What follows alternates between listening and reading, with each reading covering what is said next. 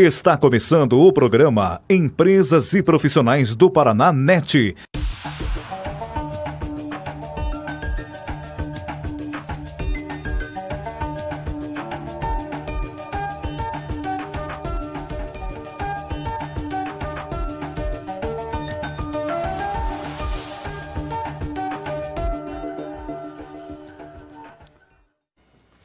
O programa Empresas e Profissionais do Paraná está tendo a honra de conversar mais uma vez com Marcos Lucian Senkol, que é assistente de gabinete e também analista tributário da Receita Federal do Brasil.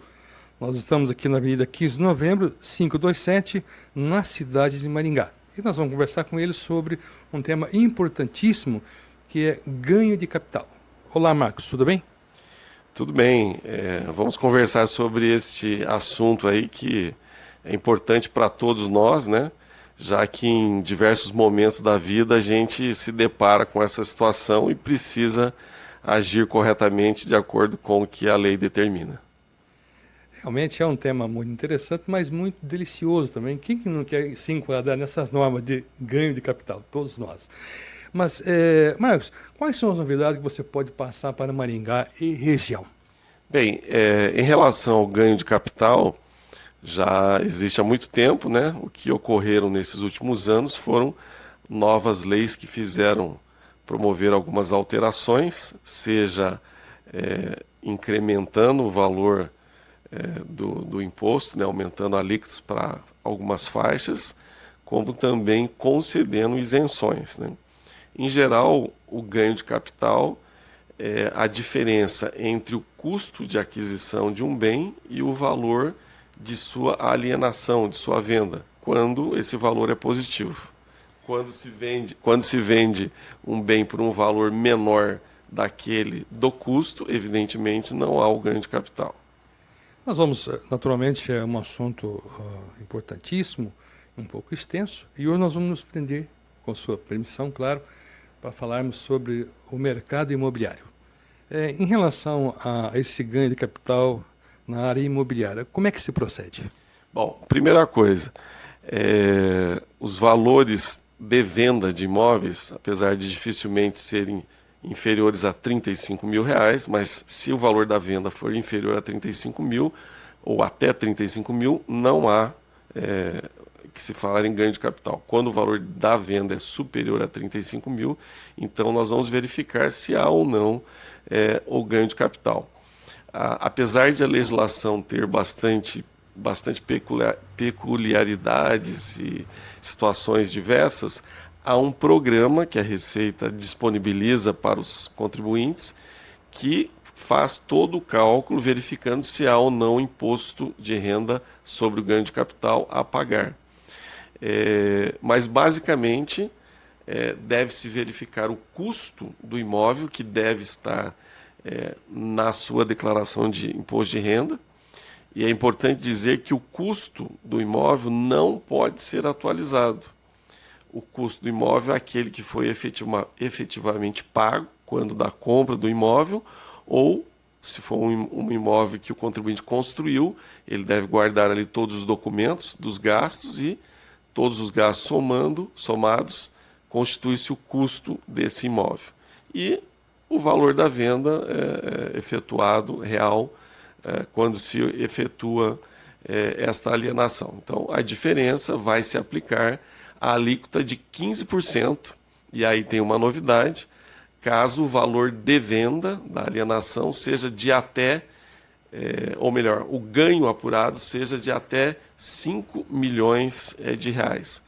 Caso o ganho de capital apurado seja superior a esse valor, aí nós temos aí uma tabelinha progressiva, que varia de 17,5% para ganhos acima de 5 milhões, sobre a parcela que exceder 5 milhões e até 10 milhões, 20% de 10 milhões a 30 milhões, e a parcela acima de 30 milhões, 22,5% sobre o ganho de capital, é o imposto a pagar.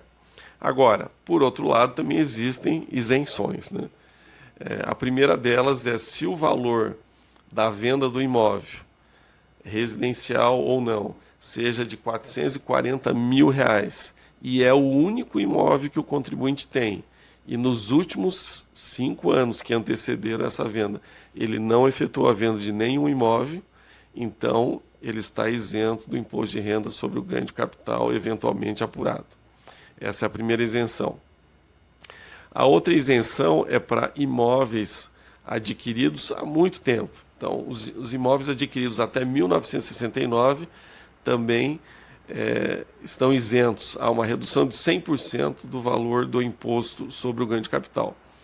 E de 1970 até 1988 também há reduções. A cada ano, 5% a menos. Então, 1970, a redução de 95% do valor do imposto, 1971, 90%, 72%, 85% e assim por diante até 1998, quando há uma redução de 5%. De 1989 em diante, aí não há redução do imposto. Quem tem mais de 50 anos deve lembrar que em 1991 a lei permitiu que se atualizasse o valor dos bens ao valor de mercado. Então, no dia 31/12 de 1991, os contribuintes puderam atualizar o valor sem o pagamento do imposto. E depois disso, nós tivemos ainda 2 momentos, 2 leis que permitiram 2 atualizações, que foram até 1996, essas atualizações. De lá para cá, não é permitida a atualização do valor do bem que é informado na sua declaração. É o valor do custo fixo. O que pode ser acrescentado no caso de imóveis a este valor é se o contribuinte efetuou alguma benfeitoria nesse imóvel. Foi lá, ampliou, colocou alguma coisa nova, ele deve guardar os documentos relativos a este gasto e então ele pode adicionar esse valor de benfeitoria ao valor do custo de aquisição. E a isenção mais recente, né, é aquela que, quando o contribuinte tem um imóvel residencial, necessariamente residencial, efetua a venda e aplica o valor obtido com a venda desse imóvel na compra de outro imóvel residencial dentro de 180 dias. Neste caso, também ele pode optar pela isenção e não pagamento desse imposto. Mas ele pode fazer isso uma vez a cada 5 anos. Então, se ele utilizou essa isenção, pode utilizá-la novamente somente depois de 5 anos. Independente se ele vendeu nessa operação um ou mais imóveis, ou residenciais sempre, ou adquiriu um ou mais imóveis residenciais, desde que entre a venda desse primeiro imóvel e a compra do último esteja dentro desses 180 dias. Então, a partir do primeiro contrato, conta 180 dias e ele tem que adquirir esses novos imóveis dentro desse prazo. Se assim o fizer e não utilizou nos últimos 5 anos, ele está isento do imposto de renda sobre o ganho de capital. Marcos, naturalmente, as pessoas quando vão vender, olha, eu quero ter o lucro e tudo mais, que é pertinente ao mercado mesmo. As pessoas que eventualmente fizerem sem a orientação de um técnico, do contador, terá problema no futuro. Para evitar isso, é necessário que procure pessoas que realmente conheçam. E a Receita também vai detectar isso através de cartório. É isso? Sim, todas as operações de compra e venda, operações imobiliárias, elas são registradas, né, a escritura e depois o registro no registro de imóveis, e os cartórios eles informam mensalmente à Receita Federal as operações que ali foram feitas. Há uma declaração entregue pelos cartórios chamada de Declaração de Operações Imobiliárias, a DOI, e a partir daí a Receita tem a informação dessas operações e vai verificar então se houve ou não o pagamento devido daqueles impostos. Então, a Receita pode abrir um processo de fiscalização para verificar se foi corretamente pago o imposto daquela operação. Se não foi pago, então a Receita vai lançar esse imposto acrescido de uma multa de 75%.